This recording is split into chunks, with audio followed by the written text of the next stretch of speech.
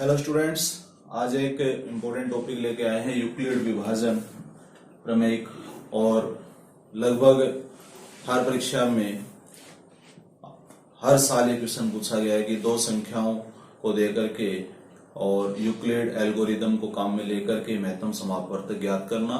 तो इंटरेस्टिंग है काफी और आसानी से समझ में भी आ जाएगा। सबसे पहले यूक्लिड विभाजन प्रमेय है क्या, इसको देख लेते हैं अपन।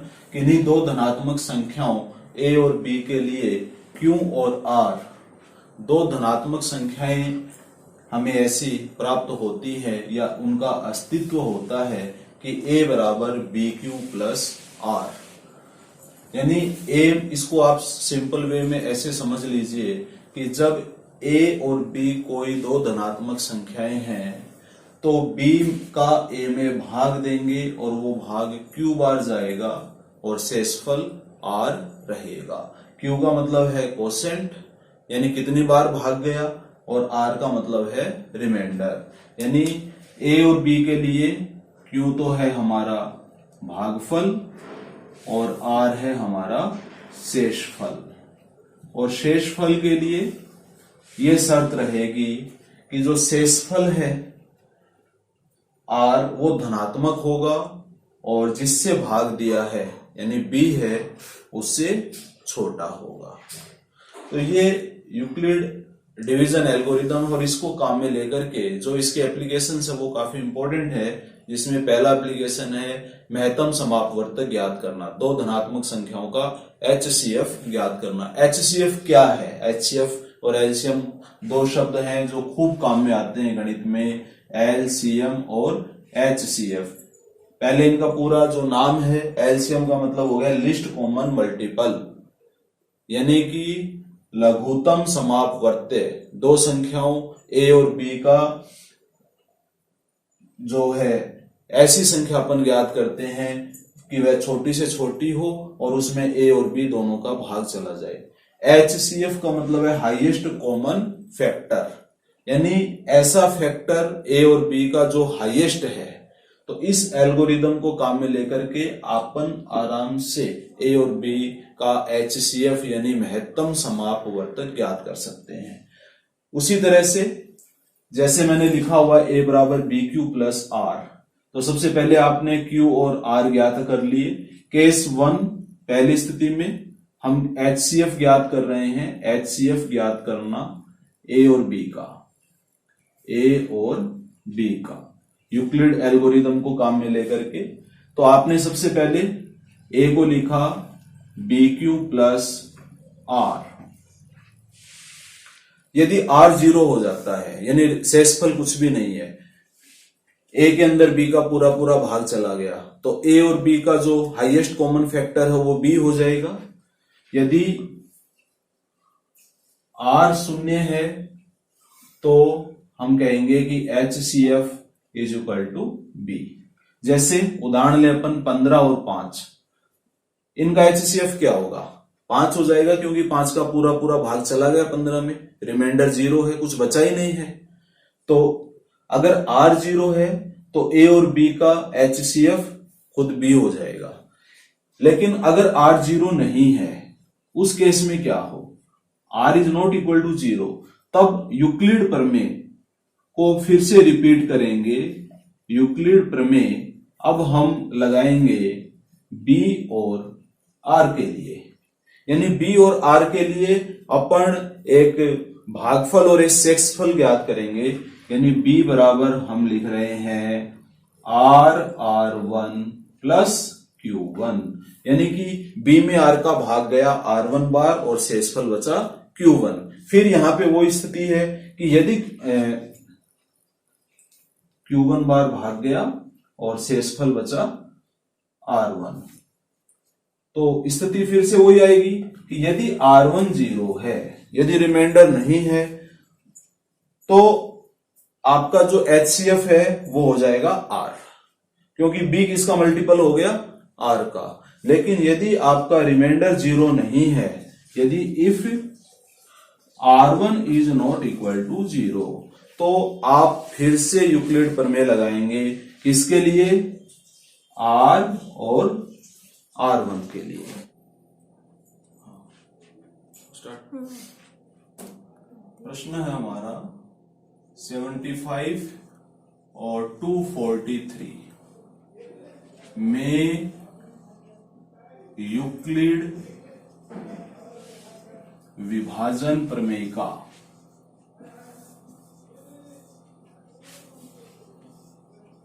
की सहायता से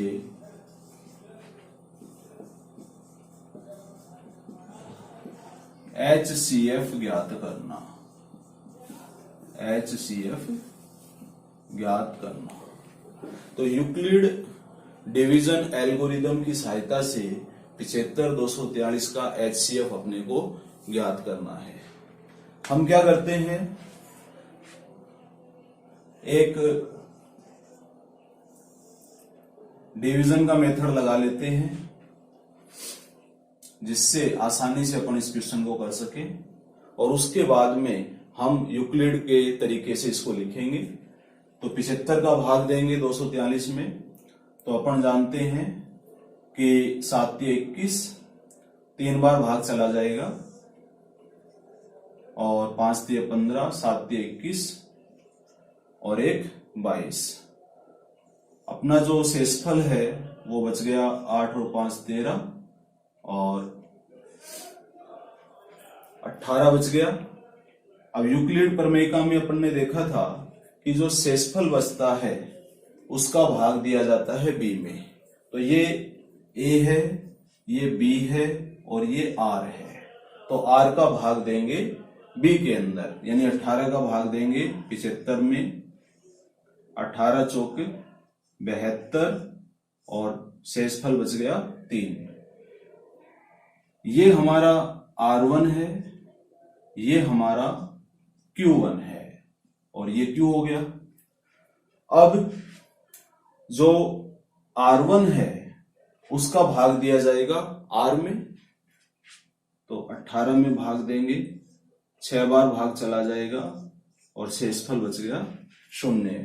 तो यूक्लिड कथन से अपन जानते हैं कि जब शेषफल हमारा 0 हो जाता है, उस स्थिति में हम जिससे भाग दे रहे हैं वही हमारा क्या है, HCF। तो HCF अपना यहां पर अपने को प्राप्त हो गया 3। अब यूक्लिड एल्गोरिदम में इसको अपने को लिखना है, तो कैसे लिखेंगे कि 243, वहां पर हम क्या लिखते थे, A बराबर BQ प्लस R। तो 243 में भाग दिया 75 का, शेषफल बचा 18, भाग गया 3 बार, तो 75 गुणा 3 और प्लस 18, ये हमारा R है। अगले केस में हम क्या लिखते थे कि B बराबर R Q1 प्लस R1। तो यहां पे 75 बराबर R है अपना 18, 18 में भाग गया 4 बार, शेषफल बचा 3। अब अगले केस में अपन क्या करेंगे, R बराबर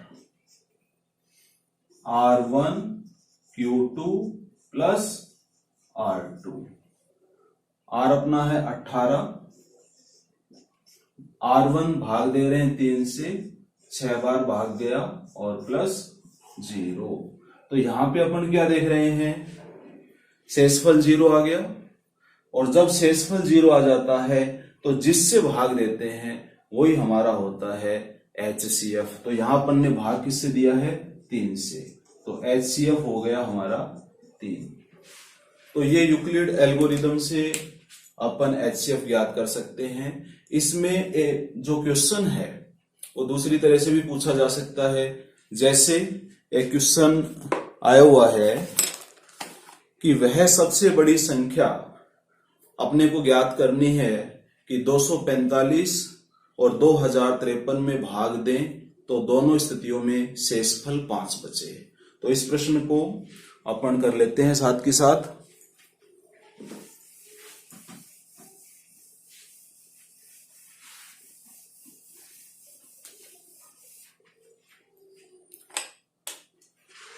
245 और 2053। वह सबसे बड़ी संख्या ज्ञात करनी है कि दोनों में भाग दें तो प्रत्येक स्थिति में शेषफल जो है वो 5 बचे। तो इस तरह के क्वेश्चन की प्रत्येक स्थिति में शेषफल 7 बचे या प्रत्येक स्थिति में शेषफल 5 बचे, तो इसका मतलब है, जैसे ये कह रहा है कि शेषफल 5 बचे, तो इसको हम यूं समझ सकते हैं कि 240 और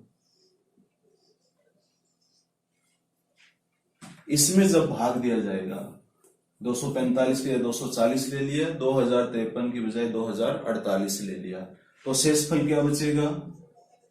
शेषफल हो गया 0, क्योंकि संख्या का जब 245 में भाग दे रहे हैं तो 5 शेषफल बच रहा है, उसी संख्या का जब 2053 में भाग दे रहे हैं तो भी 5 बच रहा है। इसका मतलब यदि दोनों में 5-5 कम कर दें हम, तो शेषफल क्या बचेगा? 0 बचेगा।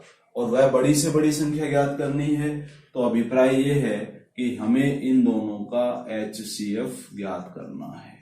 और HCF ज्ञात करने के लिए जो हमारा एल्गोरिदम है वो उसी तरह से चलेगा जैसे पिछले क्वेश्चन में किया था यूक्लिड में, कि 2048 अपन लिख लेंगे और भाग देंगे 240 का,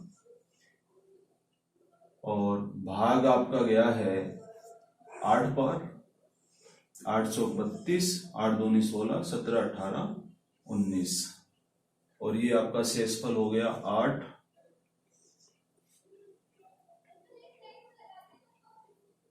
2 128। अब 128 का भाग देंगे, पहले जो भागफल चल रहा है 240 में, भाग चला गया एक बार, 128 2 8 2 10 1 1 112 का भाग देंगे 128 में, एक बार जाएगा, बच जाएंगे 16। अब 16 का भाग देंगे 112 में, 7 बार भाग चला जाएगा पूरा पूरा, तो अंतिम जो भाजक है 16 है। तो यूक्लिड पर मैं ये कहती है कि जो अंतिम भाजक है वही हमारा HCF होता है। तो इस प्रश्न का जो आंसर है वो 16 हो जाएगा। तो यूक्लिड प्रमेय में आपके 2.1 में अभ्यास के लिए काफी प्रश्न है। एक वीडियो हम और बनाएंगे यूक्लिड प्रमेय के ऊपर, और उसमें हम और प्रश्नों को शामिल करेंगे। आप प्रश्नों को निकालिए और अभ्यास करते रहिए। चैनल को सब्सक्राइब कीजिए। धन्यवाद।